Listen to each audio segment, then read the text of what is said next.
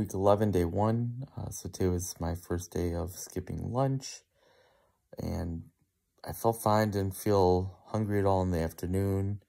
I had my keto break for breakfast this time, and that seemed to hold me over for about 10 hours until I was able to have dinner. Having my dinner, it felt really nice, having just a really huge bowl of egg whites. Is about 9 1/3-ish egg whites cooked in 2 tablespoons of butter. And then I had 98% lean ground turkey breast. I did 8 2/3 ounces of that and put that all in a bowl, wolfed it down. Oh, it was so good. It felt so nice to just eat something with a bunch of just sustenance to it. My workout this morning, I was a little disappointed in myself. It's the first time I've done that workout in about 3.5 months. And I was really focusing on the heavier weights. When I started with the incline chest press, I felt just a little bit weaker.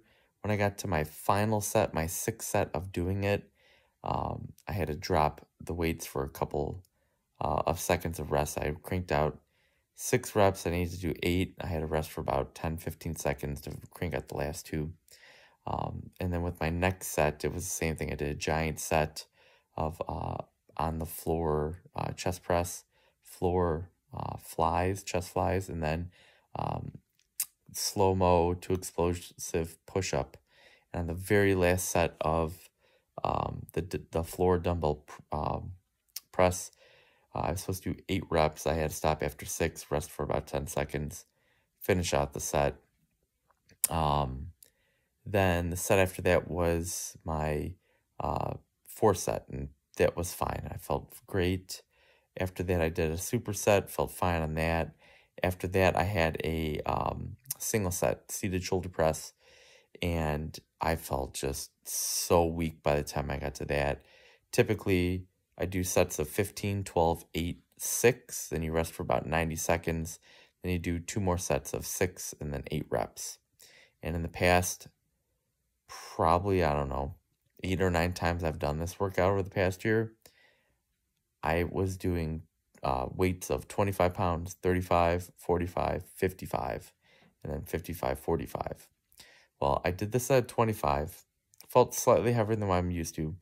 Did the 35s. After 8 reps, I had to rest for about 10 to 15 seconds, and then I finished out the set by doing the last 4. And then I got to the set of 8 reps where I did 45-pound dumbbells, and I got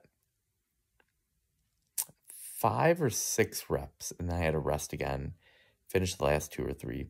And then I got to the 65s, and I did 4 of the 6 reps at 55, and then I put them down to rest, and I couldn't get the weights back up. I had to drop them to 50 pounds, finish out those last 2 reps at 50. Then I rested for the 90 seconds, and I just kept it at 50 for the set of 6 and dropped it to 40 for the set of 8.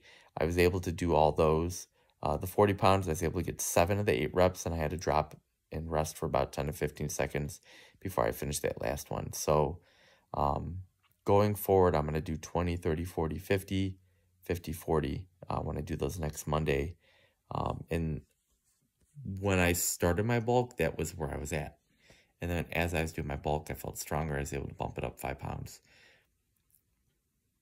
My ego slightly damaged, but I was being smart. I wasn't going to push myself, force myself to do it, hurt myself, get a really bad injury, and then just be, screwed because I wouldn't be able to work out anymore. And this wouldn't be good. So set my ego, my pride, put it aside, said, you know what? I'm going to just really make sure I'm squeezing the muscle and using really good form and technique. And I did that, and you know what? I dropped the weight 5 pounds, so be it. I'm going to do that next time and see if I can do all those reps without having to come down and rest before I finish out a set. After that, I had another single set for shoulders. That was fine. And then I had a single set for triceps, and that felt a little tough. But I was able to get through it okay. I need to focus on my form a little bit better for that.